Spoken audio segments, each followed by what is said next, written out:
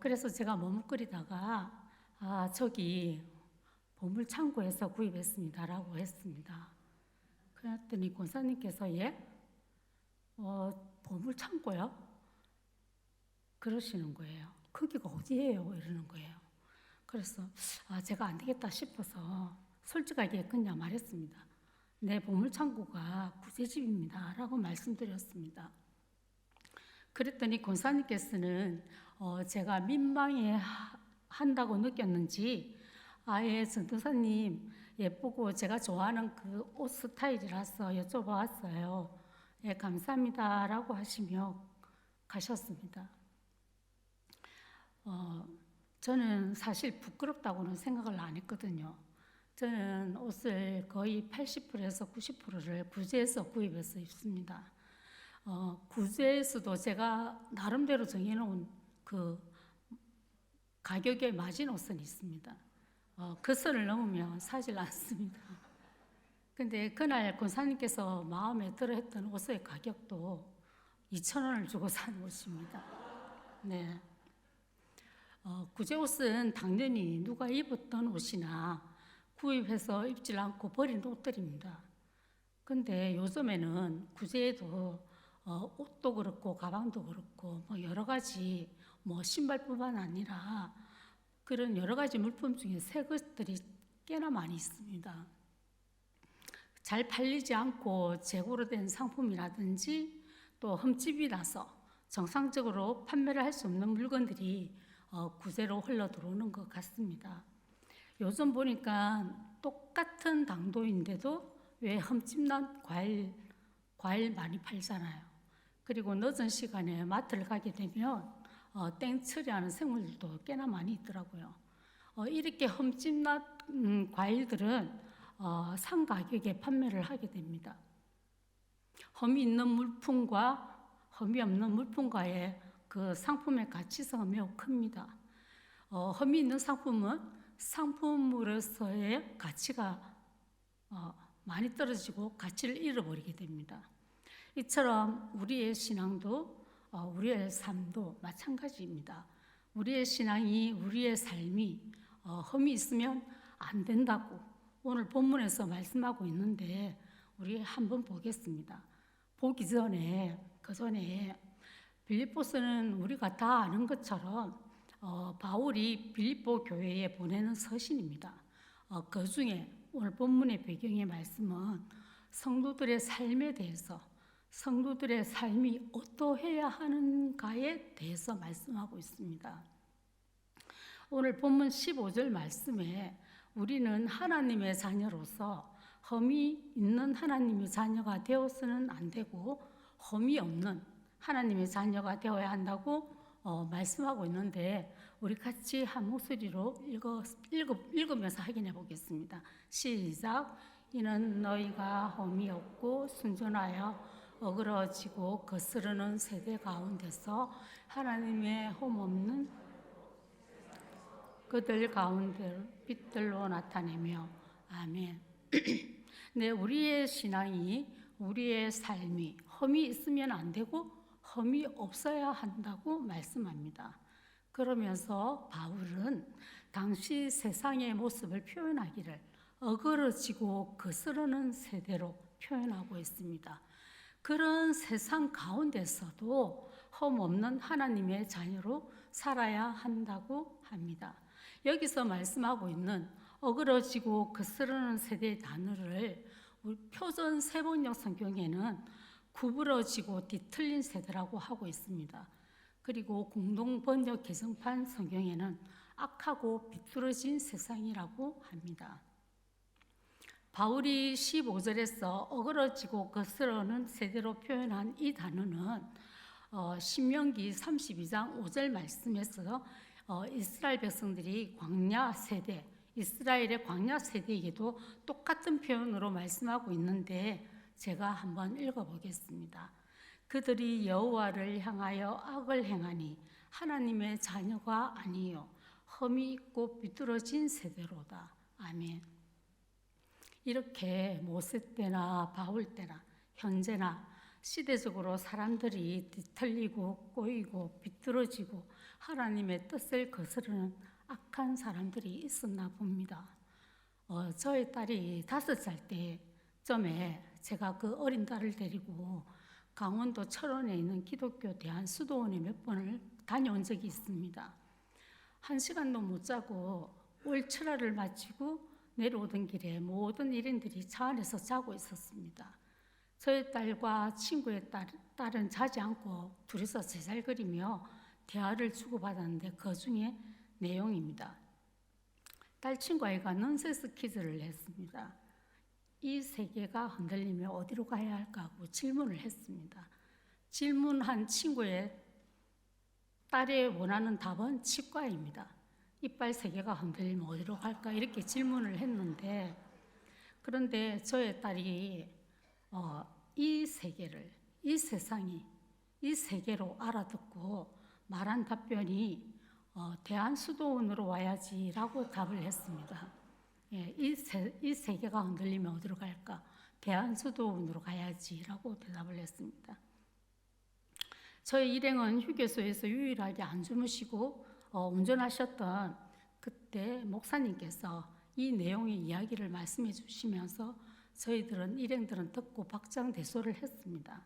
제가 어린 딸에게 이 세상이 흔들리면 왜 기도원에 온다고 했어? 라고 물어보았습니다.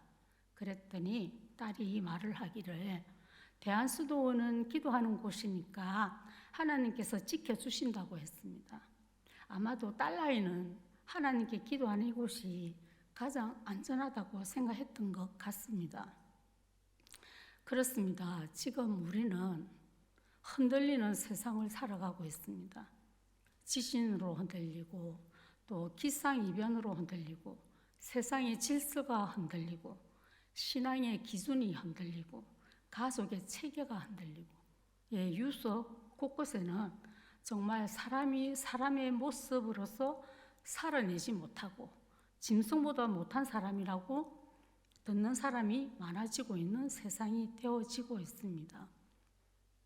이렇게 각 시대에 살아가고 있는 뿐만 아니라 살아가야 할 모든 세대가 도덕적으로나 영적으로나 타락하고 흔들리는 세상에 있다 보니 우리의 영적 감각도 무감각해져 어쩌면 우리의 신앙도 흔들릴 수가 있고 흠집이 날 수 있기 때문에 시대는 변할지라도 변치 않는 그 진리의 말씀으로 바울은 우리에게 고면하고 있는 것입니다. 변치 않는 진리의 말씀으로 우리에게 고면하고 있는 이 말씀을 듣고 우리는 성령께서 주시는 그 감동을 따라 깨닫고 우리의 삶에 적용할 수 있는 저와 여러분이 되시길 바랍니다. 바울은 구부러지고 뒤틀린 이 세대에 악하고 비뚤어진 이런 세상 가운데서도 저와 여러분에게 원하는 삶의 행동의 열매가 있다는 것입니다. 그것은 험없이 순결한 하나님의 자녀로서 세상의 빛들로 나타내는 삶을 살아야 한다고 합니다. 하나님께서는 우리가 이 세상에서 하늘의 별처럼 반짝반짝 빛나는 삶이 되기를 바라신다고 하십니다. 그런데 솔직히 우리의 삶이 하늘의 별처럼 빛나는 삶, 세상의 빛들로 나타내는 삶을 산다는 것이 쉬울까요? 결코 쉽지가 않습니다. 흠이 없다라고 하는 것은 완전한 것을 말을 하는데 우리가 예수님처럼 완전할 수가 있을까요? 당연히 완전하며 흠이 없을 수가 없습니다. 하지만 예수님께서는 인성을 가지셨지만 신성을 함께 갖고 계신 분이시기 때문에 죄가 없으시고 완전하신 분이십니다. 예수님께서는 하나님께 올려드릴 수 있는 제물로 완전하시기 때문에 흠 없는 양으로 우리의 죄를 대신해서 죽어 주실 수가 있는 겁니다. 하나님께 드릴 제물이 흠이 있으면 안 되는 이유가 하나님께서는 험 있는 것은 받지 않으시기 때문입니다. 하지만 우리는 죄로 인해 흠집투성이지만 그 십자가의 은혜로, 십자가의 사랑으로 우리는 완전한 삶을 향하여 험 없는 삶을 살기 위해 노력하며 나아갈 수가 있는 겁니다. 그래서 제가 오늘 말씀 제목을 험 없는 하나님의 자녀로 살아내자라고 했습니다. 쉽지 않지만 해보자. 연약하여 넘어지게 되면 또 일어나서 무릎을 들고 또 해보자 하다 보면 가게 됩니다. 어떤 길로 가겠습니까? 네, 당연히 좁은 길로, 예수님의 길로 가고 있는 것입니다. 이제 첫 번째로 어떤 삶이 험이 없는 삶이라고 하시는지 우리 본문 말씀을 통해서 한번 보겠습니다. 본문 12절 말씀입니다. 우리 같이 한번 읽어보겠습니다. 시작. 하는 자들아, 너희가 나 있을 때뿐 아니라 더욱 지금 나 없을 때에도 항상 복종하여 두렵고 떨림으로 너희 구원을 이루라. 아멘. 네, 험 없는 하나님의 자녀로서의 삶을 산다는 것은 한 번만이 아니고 여기서 매일이라고 했습니다. 그렇죠? 항상 늘 언제나 한결같이 두렵고 떨림으로 나의 구원을 이루어가야 한다는 것입니다. 그런데 항상 늘 한결같이 언제나 우리의 구원을 이루어 간다는 것은 이 말씀은 무슨 말씀일까요? 예, 이 말씀은 우리는 예수님의 십자가의 은혜로 그 사랑을 믿고 이미 구원받았습니다. 하지만 이미 받은 나의 구원이 흔들리지 않고 험없게 지켜나가는 것이 구원을 이루어 간다는 말입니다. 바울이 빌립보 교인에게 그 당시에 이런 말씀으로 구면한다는 것은 빌립보 교인의 신앙생활이 현재의 진행형이 아니라는 것입니다. 퇴보했다는 것을 알 수가 있습니다. 그렇기 때문에 한 번만이 아니라 항상 매일 복종하여 두렵고 떨림으로 너희 구원을 이루라고 권면하고 있는 겁니다. 그렇다면 이제 흔들리지 않는 신앙, 험없는 신앙은 어떤 신앙을 말하고 있는지 본절 말씀에서 찾아보겠습니다. 본절 말씀의 접속사인 그러므로는 앞구절 말씀을 반영하고 있습니다. 6절에서 9절 말씀에 그리스도께서 절대적으로 순종하시고 겸손의 본을 보여주시기 때문에 우리들도 그렇게 복종하고 겸손해야 한다는 것입니다.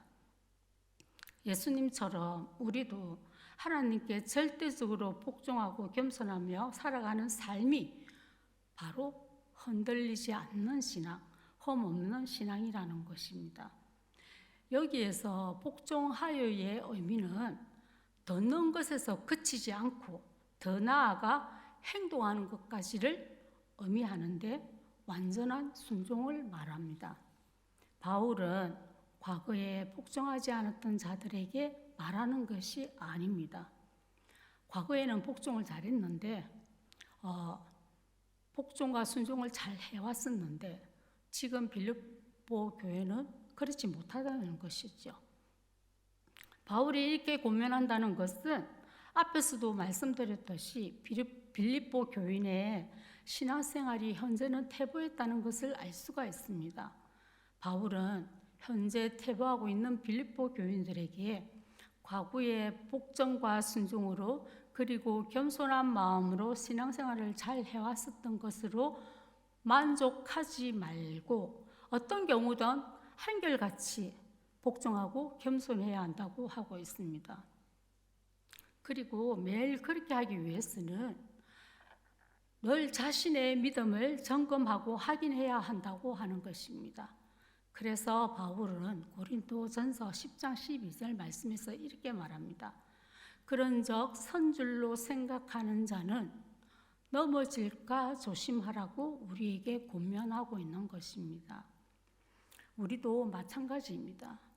우리는 예수님의 길을 따라서 늘 매일 복종하고 겸손하게 행동하고 있는지를 점검해 봐야 합니다.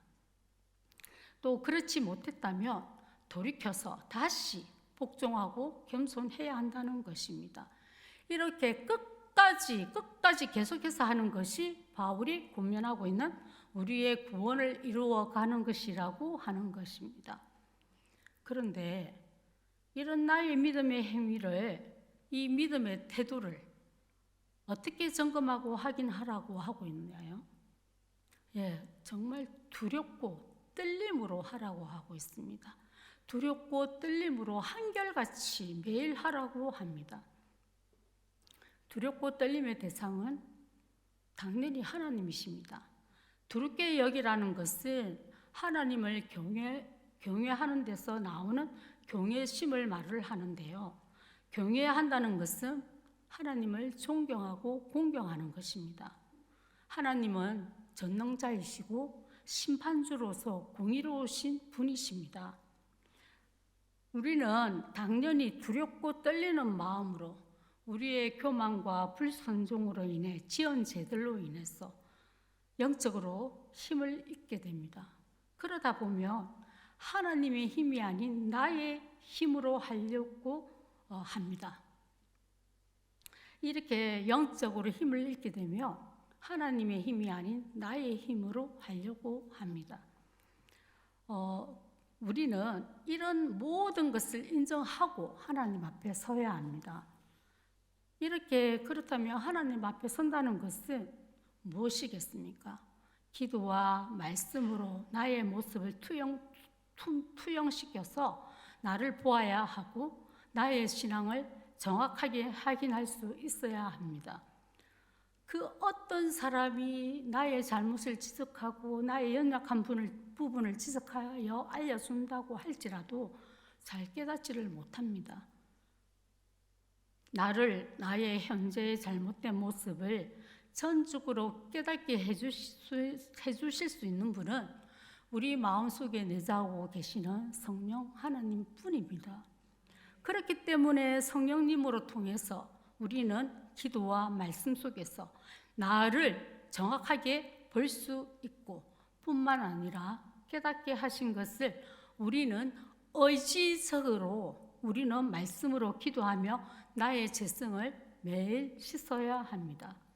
우리가 아이를 키우다 보면 아침에 잘못했던 것을 오후에 또 잘못을 행할 때가 있습니다. 그리고 똑같이 아침에 용서 구하고 오후에도 용서 구할 때가 있습니다. 계속 하다 보면 어느 날 아이는 잘못을 반복하지 않게 되는 것을 볼 수가 있습니다. 우리가 성령님께서 우리에게 깨달음을 주셨는데도 불구하고 자신을 합리화하며 그 죄성을 씻지 않는다면, 제가 하나님 앞에 저의 죄를 말씀을 드릴 때, 하나님께 지적할 때 저는 정말 저의 합리화를 많이 했었거든요. 제 경험을 바탕으로 하는 말인데 아마 성도님들도 똑같이 경험했을 줄 압니다. 아닙니까? 네. 그렇다면은 우리가 그 죄성을 씻지 않는다면 그 죄성인 교만과 불순종에 그대로 머물러 있게 되는 것입니다. 저는 길을 갈 때에 넓은 길보다는 좁은 길이 무섭더라고요. 넓은 길은 흔히 보여서 누군가가 나를 위협하더라도 눈에 딱 들어오기 때문에 빨리 방어를 할 수가 있습니다. 하지만 좁은 길은 어디서 나타나서 나를 위협할 줄 모르기 때문에 긴장해야 합니다. 그렇습니다. 마귀는 호시탐탐 좁은 길로 걷고자 하는 우리에게 우리의 구원을 빼앗으려고 합니다. 그렇기 때문에 우리의 구원을 노리는 마귀의 계략 앞에 늘 조심하면서 하나님 앞에서 늘 두렵고 떨리는 마음으로, 그 마음과 자세로 좁은 길로 나아가 구원을 지킬 수 있는 저와 여러분이 되시길 바랍니다.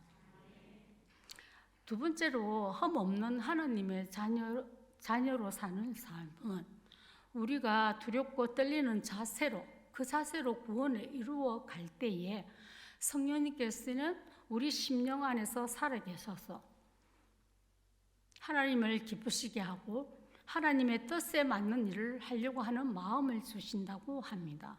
그리고 그 일을 할 때에는 우리가 그 일을 감당할 수 있는 하나님께서 힘을, 능력을 주신다고 본문 13절에서 말씀하고 있습니다. 우리 13절 말씀을 공동개혁 개정판으로 한번, 번역 개정판으로 우리 한번 읽어보겠습니다. 시작.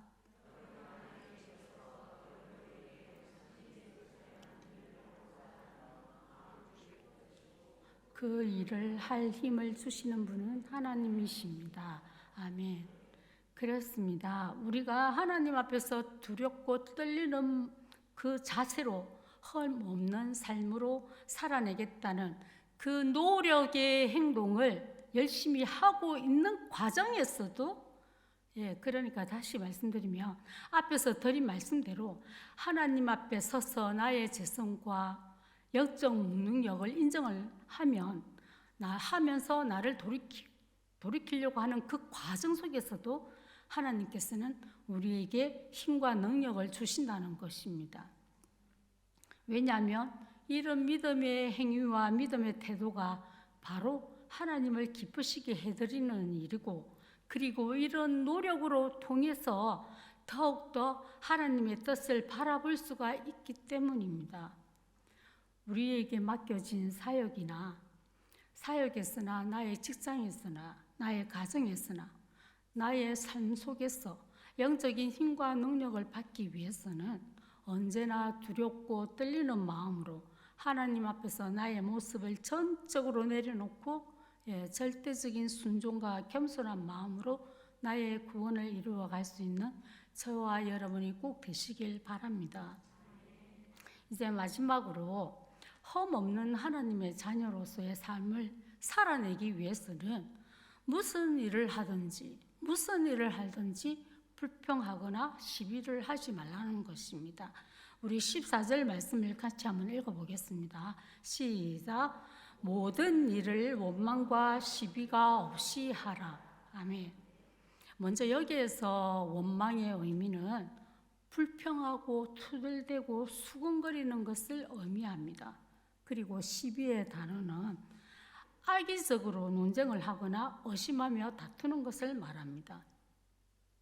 악의적인 원망과 시비는 모든 일에 있어서 나의 욕심과 이기심과 교만으로 비롯되어 논쟁하기를 좋아하며 싸우고자 하는 것입니다. 본절에서 사용한 원망의 단어는 바로 이스라엘 백성이 광야에서 하나님께 불순종할 때 사용했던 단어와 똑같습니다. 우리는 원망과 시비를 하다가 가나안 땅에 들어가지 못하고 죽었던 이스라엘 백성들의 광야 생활을 알고 있습니다. 당시 빌립보 교회에는 다툼과 분쟁이 있었던 가장 큰 원인은 불평하고 서로 의심하고 사소한 일에 논쟁을 벌이며 다투어 왔기 때문입니다. 교회의 공동체인 빌립보 교인들이 서로 불평하고 서로 의심하고 서로 사소한 일에 논쟁을 벌여왔던 일들과 이스라엘 백성이 모세에게 원망하고 불평하며 의심하며 행했던 행동들은 물론 사람에게 했던 것은 맞습니다. 그런데 원망하고 불평하며 다투는 것은 교회에서나 가정에서나 사업을 하든 직장 생활을 하든 우리의 삶 속에서 함께하고 있는 다른 사람과의 관계에서 모두 적용되는 말씀입니다. 저기에도 나와 있잖아요. 지금 모세에게 불평하는데 하나님께서 들으셨다고 하잖아요. 골로새서 3장 23절 말씀에는 다른 사람과의 관계에서 모든 인간관계에서 어떤 모습의 태도를 가져야 하는지를 잘 보여주고 있는 말씀인데 제가 한번 읽어보겠습니다. 무슨 일을 하든지 마음을 다하여 주께 하듯 하고 사람에게 하듯 하지 말라. 아멘. 우리의 위치가 어떠하든지 모든 인간관계에 있어서 우리가 무슨 일을 하든지 주께 하듯 하라고 합니다. 그러면 주께 하듯 해야 한다고 하면 어떤 모습의 태도일까요? 우리가 주님을 만났을 때에 원망하고 시비로 주님을 대할 수 있습니까? 아니죠. 당연히 주님을 공경하고 존경하듯 우리도 서로 존중해 주어야 하며 서로 간의 질서를 무시하며 무례한 행동이나 말투로 사람을 대하면 안 된다는 것입니다. 우리가 아이를 키우다 보면 엄마의 표정과 제스처로 우리 엄마는 진짜 무슨 일인데 그 심상치 않은 분위기를 느끼고 조심하잖아요. 말로만 하는 것이 언어가 아니거든요. 벌써 엄마의 굳은 표정이 벌써 아이를 다 꾸짖고 협박하고 야단치고 있는 거거든요. 이렇게 또 다른 언어로 표출되기 때문에 아이는 눈치를 보고 자신의 잘못으로 조심하는 겁니다. 유행가 가사처럼 눈으로 말해요. 살짝이 말해요. 남들이 알지 못하도록 눈으로 말해요처럼 연애를 해도 주변은 이미 다 눈치채고 알게 됩니다. 맞죠? 자기들끼리 아무리 눈으로 이야기해도 살짝이 해도 다 알게 됩니다. 왜냐하면 행동으로 표현하는 것도 언어이기 때문입니다. 자기 둘이 아무리 좋다고 눈으로 이야기해도 상대방은 그 언어를 다 보고 있거든요. 아무리 살짝이 남들이 알지 못하도록 한다고 할지라도 이미 나의 눈으로, 나의 표정으로 무례한 모습의 행동은 상대방이 다 읽고 있다는 겁니다. 여러분은 어떠신지요? 여러분들께서는 무슨 일을 하든지 죽게 하듯 죽게 하듯 모든 인간관계에 있어서 잘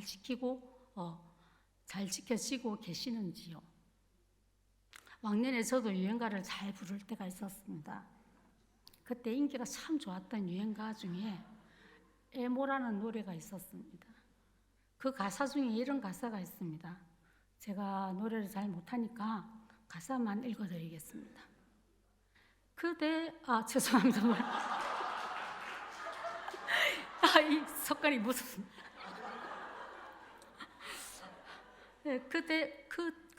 그대 앞에만 서면 나는 왜 작아지는가입니다.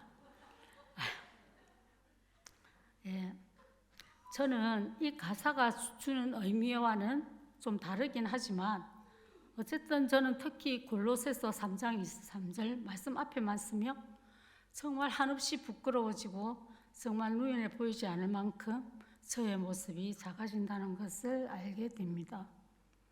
정말 실천하기가 너무 힘들고 힘든 말씀인 것 같습니다. 왜냐하면 나에게 마음이 맞는 사람에게만, 내가 그렇게 하고 싶은 사람에게만 특정된 것이 아니고 모든 사람과의 관계에 있어서 이 말이 됩니까? 저는 말이 안 되지만 하나님 말씀이니까 당연히 하나님 말씀이니까 말입니다. 무슨 일을 하든지 마음을 다하여 사람에게 하듯 하지 말고 죽게 하라고 하니 정말 너무 힘들고 힘든 말씀인 것 같습니다. 저만 그런 거 아니죠? 당연히 여러분도 힘드시죠? 아닌 것처럼 말씀하지 마세요. 하지만 우리가 힘들어도 하나님의 말씀을 부여잡고 노력하고 또 노력하고 하다 보면 노력하는 나의 모습에서 하나님께서는 기뻐하신다는 거죠. 하나님께서는 기뻐하시고 흠없는 자녀로 우리를 그 노력하는 모습 속에서도 하나님께서는 기뻐하시고 우리를 세상이 빛나는 존재가 되도록 해주시겠다는 것입니다. 우리는 그 말씀을 의지하면서 또 다시 순종해야 합니다. 오늘 주신 말씀에서 결국은 하나님의 말씀을 순종하며 그 말씀을 이루어 가는 것이 곧 우리의 구원을 이루어 간다고 했습니다. 이 말씀은 곧 우리의 거룩을 이루어 간다는 것과 똑같다고 봅니다. 이렇게 원망과 시비는 결국에는 하나님의 의를 이루지 못하게 하여 주를 보지 못한다고 합니다. 우리 마지막으로 이 말씀을 같이 읽으면서 우리가 하나님 앞에서 겸손하게 자신을 내려놓고 말씀을 상고하며 나를 돌아볼 수 있는 시간이 되었으면 합니다. 우리 같이 한 목소리로 읽어보겠습니다. 시작. 더불어 화평함과 거룩함을 따르라. 이것이 없이는 아무도 주를 보지 못하리라. 아멘. 네, 오늘 지금 찬양 부르고 기도하겠습니다.